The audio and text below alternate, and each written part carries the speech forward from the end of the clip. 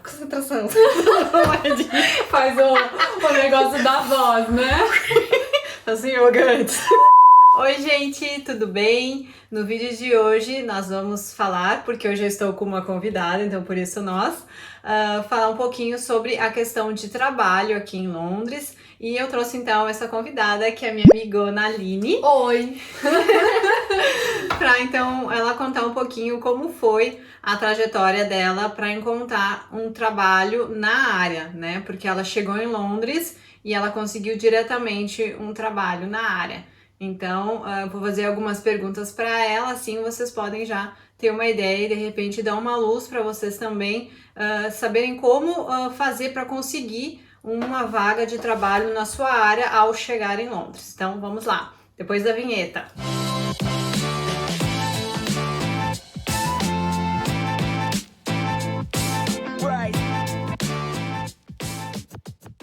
Então eu tô aqui com a Aline. Prazer.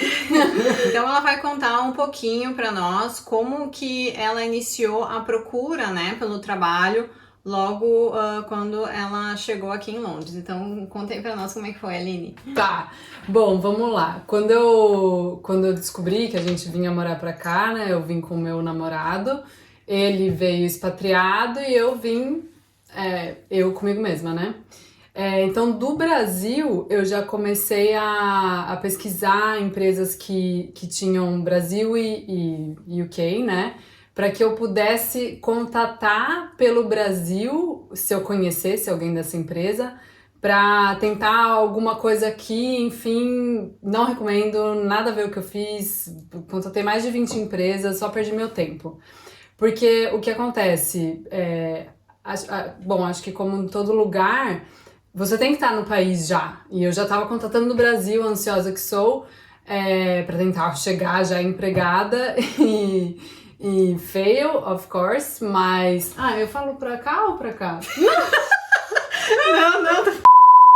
Bom, então aí a gente veio, eu já tinha atualizado o meu currículo, né, em inglês, claramente. E aí eu comecei a me cadastrar naquele monte de lugar, CV Library, Reading, de tudo quanto era coisa. Tem muitos sites de vaga, além do LinkedIn, claro. Mas eu comecei a me cadastrar em um monte e eu recebia muita ligação dessas... Bom, daí eu me cadastrei. Daí eu acho que eu comecei... começou a demorar talvez uns 20 dias pra começarem a me contatar. E aí eu ficava toda feliz quando me contatavam. Recebia algumas ligações por dia. Mas lá do Brasil? Não, aqui. Aqui. Já cheguei, já vim. Mas então, quando tu tava no Brasil, todos os contatos que tu fez, Feio. ninguém te retornou. Tá. Nada. Por isso que eu falei, eu não recomendo fazer essa prospecção já do Brasil, porque não faz o mínimo sentido, pra mim pelo menos não adiantou nada. Então o que aconteceu? A gente veio, logo que chegamos eu já comecei a me cadastrar nesses sites todos, tem inúmeros sites. Tá, e daí tu disse que tu trocou o teu currículo pra inglês, mas aonde que tu trocou? Não, eu mesma. Tá, mas tu fez um tipo no Word, assim? Tá. Isso, eu já tinha meu currículo, eu já tinha ele em inglês, mas aí eu deixei ele bala, com a ajuda da minha sogra também, que ela trabalha com RH. Sim. Então, peguei algumas dicas com ela, tal, o que chama atenção em currículo. Deixei ele bem sucinto, porque querendo ou não, é aquele negócio, a primeira página que eles olham, não vão ficar rodando 3 páginas de currículo, 5. Enfim, e aí eu me cadastrei em todos esses sites. Me ligavam muito, depois de uns 20 dias que eu me cadastrei, começaram a me ligar, a gente até saiu. Logo que a gente saiu, a gente foi bem no começo, quando eu cheguei, na primeira semana a gente já saiu. Tá. E eu naquele desespero, enfim. E aí começaram a ligar. Mas desses sites de vaga, Indeed, Read, CV Library, nunca nenhuma chegou a dar uma entrevista. Assim, a ir para uma entrevista. Tá, mas chegaram a te contatar ou não? Só me contatavam e perguntavam, às vezes perguntavam se eu tinha experiência com EMEA. E aí eu né, meio fora do cabo, falava que não, mas na verdade eu tinha, porque eu trabalhava com logística internacional no Brasil. Então eu tinha, não só a EMEA como todo. E aí... Tá, só para as pessoas entenderem qual é a tua área. Isso, eu sou procurement, suprimentos, mas a minha última atuação no Brasil foi procurement de logística internacional. Então eu contratava frete marítimo, armadora, era bem global. Sim. Então eu tinha essa expertise, mas aí que também tá um negócio de você saber o que você falar na entrevista. E depois eu comento sobre isso, mas... Enfim, aí LinkedIn meu sempre esteve bem atualizado. Tá, tal. mas aí e o do LinkedIn, por exemplo, o teu tava em português, aí... Não, também tava em já inglês. tava em inglês. Já tava preparadaça pra morar fora. Sim. Mas tu já tinha, daí tu mudou isso lá no Brasil. Não, o meu currículo, o meu LinkedIn já era em inglês no Brasil. Essa é uma novidade. Eu acho que alguém do Brasil me falou pra deixar sempre em inglês. Ah, interessante. Essa é uma dica, porque essa nem eu sabia. É bom porque daí mostra também que você sabe, né? Sabe inglês. E, bom, aí também, então, esses sites paralelos eu me cadastrei em um monte, nada deu certo. LinkedIn eu me cadastrava em um monte de vaga, eu passava, porque as vagas começam a entrar meio de madrugada. Eu começava a aplicar, mas eu aplicava pra todas e ia dormir super tarde. Enfim, era basicamente um trabalho, porque eu passava o dia inteiro fazendo isso. Aí, na verdade, eu já tinha contato com o Headhunter do Brasil e aí eu comecei a procurar pelo LinkedIn, escrevia pra eles, eu assinei o Premium, e aí o Premium te dá a oportunidade de entrar em contato com quem você não tem. Direto, né? Isso. Aí eu comecei a escrever pra alguns Headhunters daqui, então eu envolvia a Reis, a Robert Half, Robert Waters, Michael Page... E tem mais uma que eu esqueci. Uma Investigo, ela chama. Parece que ela é meio local. E só assim que comecei a conseguir entrevista. Bom, primeiro, então, os contatei, eles aceitaram falar comigo. Logo em seguida, eles já marcaram uma entrevista comigo, o Headhunter. Então, eu fui até o office deles, fizemos entrevista, porque daí eles te conhecem, fazem várias perguntas. Aí eles entendem o seu perfil e aí eles começam a te trazer vaga. Ah, entendi. Tá, mas diferente do Brasil, porque pra mim o Headhunter que eu tinha ouvido sempre no Brasil, normalmente tu tinha que pagar. Aqui é diferente, né? Tu não precisa pagar nada. Não pagar nada. Digamos assim, eles têm que gostar do teu perfil, talvez seja isso, ou não? Porque assim, o Headhunter, quem paga o Headhunter é a empresa. Então, entendi. Por exemplo, eu trabalho hoje na Hitachi. A Hitachi paga o Headhunter para o Headhunter achar um profissional para eles. Então, o Headhunter vai ganhar dinheiro a hora que você entra na empresa. Eles ganham uma porcentagem. Percentual. Isso. Então, você não paga nada. Tá? Você pode, acho que você pode pagar para um particular, assim, te ajudar a fazer pessoal. Isso, assim. Tem isso, mas nesse caso não. Tá. Então, aí eu fiz as entrevistas com todos esses 5.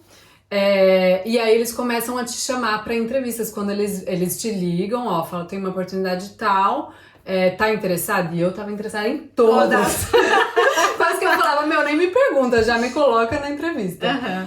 E aí eu comecei a fazer, fiz em 7 diferentes empresas, entrevistas, mas tudo através pelo Headhunter. O LinkedIn...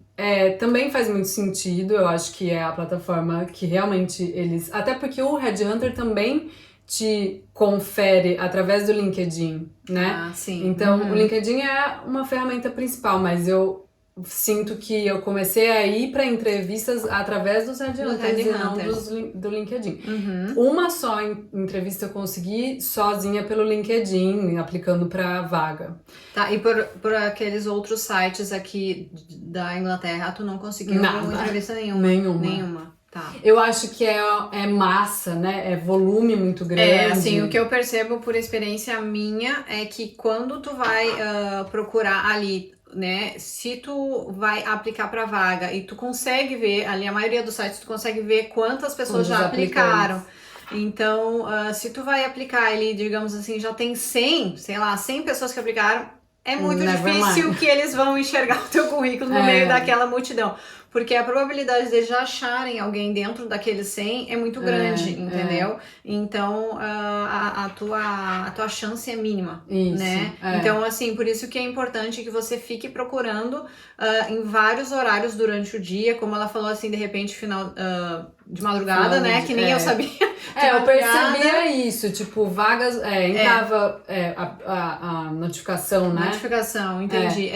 Pra mim, o que eu vejo assim é que às vezes entra de noite. Que na minha cabeça eu vou pensar, tipo assim, o recrutador não vai estar trabalhando de noite, mas sim, eles publicam também vagas à noite, então... Acho que deve ter alguma alavanca pra começar a publicar alguma à noite. coisa assim, exatamente. Então, você procurar em vários horários durante o dia é o melhor, porque daí você tem mais chance de conseguir aplicar entre os primeiros e assim ter mais chance de ser chamado, né? E também o LinkedIn, principalmente o LinkedIn normal, ele já te permite isso, pra você criar alertas, né? Então, sei lá, o cargo, o local, e aí cria alerta, mas o LinkedIn Premium também te facilita muitas coisas, ver quantos aplicantes. É verdade, eu também já usei o Premium também, quando eu precisava procurar trabalho. Uma vez eu usei e eu achei bem legal, principalmente porque tu consegue contatar direto o recrutador, que era uma coisa que eu também fazia, né? Você vê quantas pessoas já se aplicaram, então daí você tem e consegue ver também a questão dos skills, né? A comparação de você em relação às pessoas que aplicaram também, né? É verdade. Então, basicamente, LinkedIn e Headhunter faz diferença. Agora, Aline, me conta um pouquinho, então, sobre as entrevistas, né? Conta pra nós como foram as entrevistas aqui. Tá. Faz também um comparativo com as entrevistas do Brasil. O que tu acha de diferente? Tá. Acho que o que eu percebi nas entrevistas com os headhunters é uma coisa, porque basicamente eles estão... Não é uma entrevista de emprego com o headhunter, né? É uma entrevista para ele conhecer de você e tudo mais, obviamente do seu currículo, tudo que você faz. Então, assim, um outro approach. Agora, a entrevista de emprego aqui, acho que eu senti primeiramente que eles são bem sérios. Eu tenho um pouco, às vezes eu solto uma brincadeirinha assim pra dar aquela descontraída, funcionou em alguns casos, mas assim, eu fui fazer entrevista numa law firm e aí era um senhor britânico, assim, e eu soltei uma piadinha, assim, não piadinha, mas sabe, assim, sim, um jeitinho. Uma descontraída. Uma descontraída, e ele até riu, mas ele era bem British, bem, né? Mas uma coisa que eu acho legal, e aí talvez seja o perfil do que eu fazia, então, no currículo, quando você formata você vai escrever seu currículo, não só colocar atividade, gerenciar, lá, mas projetos, não tô falando que você tem que trabalhar com um projeto, mas assim, ações que você fez que trouxeram tanto redução de custo ou melhoria. Que trouxeram alguma coisa para a empresa, né? E abordar esse tipo de coisa, eu percebi que eles ficavam até meio assustados, mas você fez isso sozinha? Tipo, sim, senão não estaria aqui falando, mas enfim... Apesar de que isso também, dependendo da vaga, te coloca muito pra cima. Não, na verdade, eu recebi alguns feedbacks das vagas que, você é too much for the role. Mas, gente, eu queria um emprego, assim, e é óbvio que eles vão pensar, essa menina vai entrar aqui, vai ficar 2 meses e vai querer sair, porque vai ser pouco pra tudo que ela tá me apresentando aqui. Mas o fato de você falar esses projetos... Eu chamo de projeto, mas qualquer ação que tu tenha que feito, você tenha conduzido, atividade, né? Exato, eu tô falando de empresa porque eu sou de empresa, mas qualquer coisa que você tenha feito e exemplificar e tal, eles realmente ficam... É um diferencial, assim, eu percebi que eles ficam bem interessados. Sempre falar que você tá em busca de melhoria, então, eles me perguntavam muito, você tem algum curso em mente? Interessante. Eu falava, acho que eu tinha... Bom, eu já sabia de um negócio que toda vaga pedia, que é um certificado de procurement aqui na Europa, E eu falava que eu ia fazer isso. Aham. Porque o inglês não adiantava, eu falei, tipo, meu inglês não é maravilhoso, excelente, mas isso era bom. Isso é outra coisa. Qual era o teu nível de inglês quando tu começou a procurar o trabalho? É bom, é bom. Tá, mas Eles até... de básico, intermediário, avançado. Tá. Eu já morei fora também, Uhum. já tinha um inglês bem bom, já utilizava no meu trabalho. E eles até falavam, nossa, seu inglês é muito bom. Uhum. É lógico que você dá uma travada, ainda mais a primeira entrevista comparada à última entrevista, que foi onde eu consegui o emprego, Sim. é totalmente diferente, porque você começa a destravar o seu inglês, né? Até então eu usava para trabalhar, mas, né? E você começa a entender o que eles querem ouvir.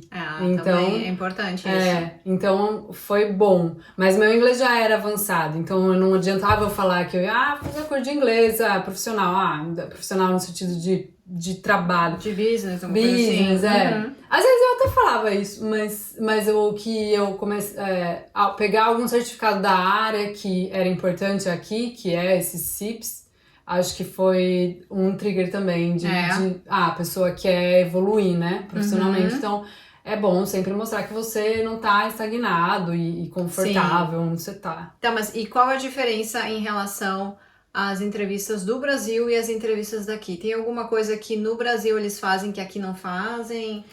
Olha, pra ser sincera, eu fiz pouca entrevista no Brasil.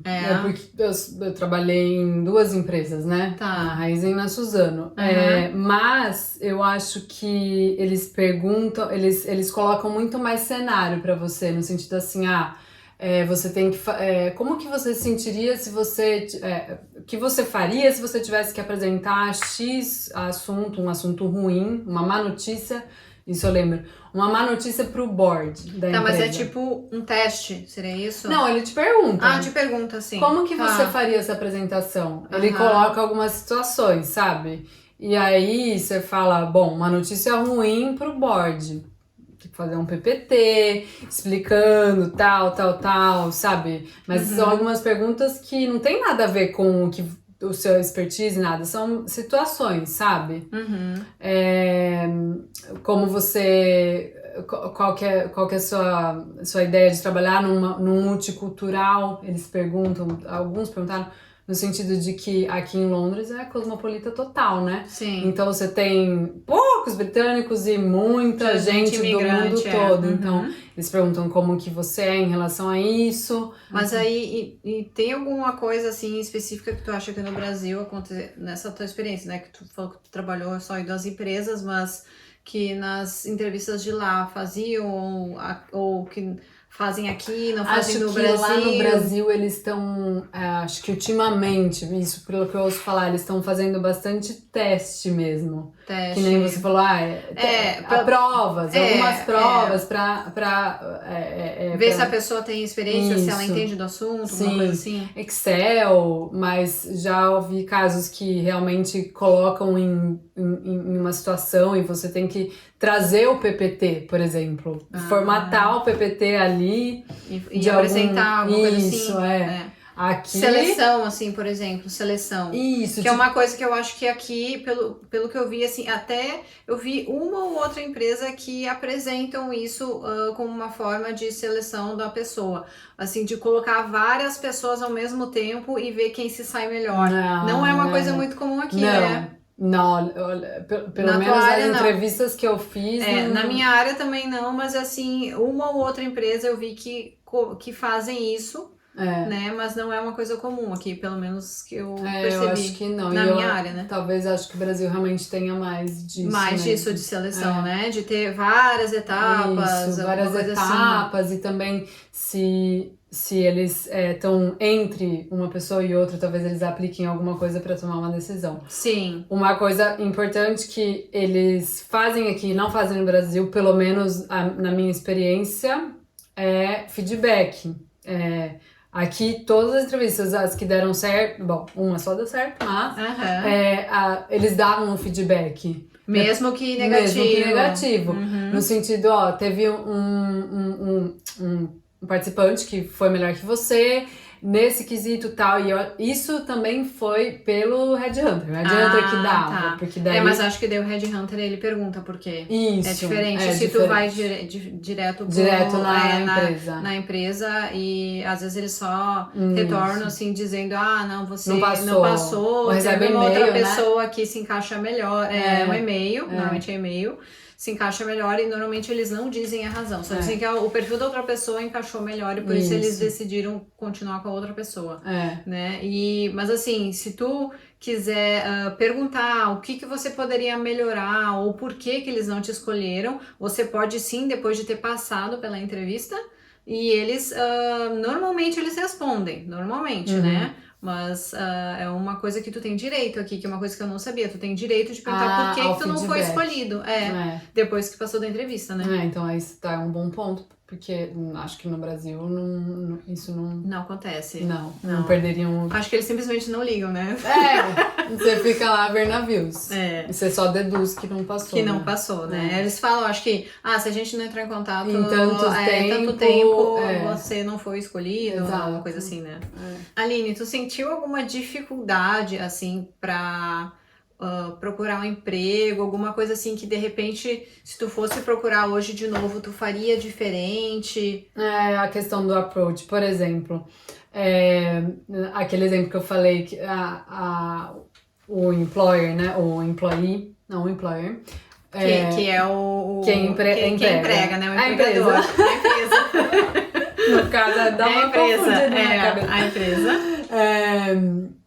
Por exemplo, me perguntaram, você tem experiência com EMEA? E eu, não. Mas, calma aí. E isso foi uma entrevista direto com a empresa. Com a empresa. Sem Headhunter envolvido. Quando eu fui no Headhunter, e aí acho que, me recordo que eles perguntaram, você já fez entrevista assim? E aí eu comentei isso, eles perguntaram. Aí ela olhou pro meu currículo e falou, mas você não trabalhava com internacional? Sim. Então, você tem, não só EMEA, como global. Deu, poxa, verdade. E ele tinha respondido que não. Que não tenho experiência com EMEA, não. Só tenho a global, né? Então, assim... Mas isso seria, só pra gente entender, porque de repente as pessoas não sabem muito bem dessa área, mas isso seria o que é uma outra sigla, digamos assim, que eles usam pra isso aqui? Ou no Brasil exemplo, isso quer dizer uma outra coisa? Região EMEA, né? Europa... tá. Né? E a Ásia e Mediterrâneo. Então, você tem experiência, porque às vezes as vagas são divididas, categorizadas por região. Por regiões do mundo. Exato, e aí muitas que eu aplicava exigia a experiência em EMEA. E aí eu falava, não tenho, assim, pensando, tipo, nunca trabalhei aqui, mas gente, eu tinha global, porque eu trabalhava não só com Europa, com Ásia, mas com América, com África, com tudo. Então, daí eu falei, nossa, que erro. Deu um furo. E aí você vai aprendendo algumas coisas, acho que... Mas por que na tua mente tu achava que não tinha trabalhado com isso? Porque na minha mente, tipo, eu trabalhava no Brasil, né? Então eu tava sentada no Brasil. Porque tu não tinha ido, tipo assim, não tava fora. Sei lá por quê, mas enfim, eu tinha. Aí, a questão de hoje eu saber que o primeiro canal que eu iria é Headhunter e junto com o LinkedIn, eu não deixaria de ter perdido tanto tempo, tantas madrugadas com todo o resto. Não tô falando que não dá certo, mas a minha experiência... Na tua área, de repente, né? Na minha área, nenhuma vaga foi pra frente. Então, talvez eu iria straight to the point, sabe? Direto ao ponto pra ser mais rápido e não perder tanto tempo, né? E foi quanto tempo desde que tu começou a procurar trabalho até tu conseguir? Deu exatos 3 meses. 3 meses. De quando eu cheguei em Londres até quando eu comecei a trabalhar, deu 3 meses. Sendo que eu cheguei e já comecei a procurar, né? Então, foi bom o tempo. Eu obviamente sou uma pessoa muito ansiosa, então pra mim foi Sim. Mas também tem o fato, não sei, né? Eu tenho a cidadania assim como você. Sim. Então, a cidadania que me permitiu conseguir rápido e prestar uma vaga como um europeu qualquer. Sim. Se eu não tivesse cidadania, aí seriam outros 500. Os 500. É. Uhum. Então, acho que isso é uma coisa que, às vezes, eu perguntava para as pessoas e teve um colega nosso que levou 1 ano, e aí eu falei, nossa, 1 ano. Mas depois eu fui descobrir que ele não tinha Não tinha nenhum visto, nada. Uhum. Então, é bem diferente, bem diferente. Então, o trigger é você ter o visto, a cidadania, qualquer coisa, assim como você sabe, né? Tu tem alguma dica, assim, pra dar pra quem tá procurando, quem tá pensando vir morar em Londres e que, né, seja nessa mesma situação, que tenha, de repente, a cidadania italiana, portuguesa, tem alguma cidadania que dê direito a trabalhar aqui na Inglaterra? Tu tem alguma dica pra passar, assim, pra pessoa, como tu falou, né, não perder tanto tempo em relação à procura de trabalho, alguma coisa? Eu acho que, dependendo da área, eu me informaria se existe alguma certificação que é importante para eles aqui. Eu não sei, pelo menos da minha experiência no Brasil, a gente faz MBA, a gente faz pós e tal. Mas eu nunca tinha feito ou pensado em fazer algo específico, um certificado específico da minha área, que é procurement, supply chain, né?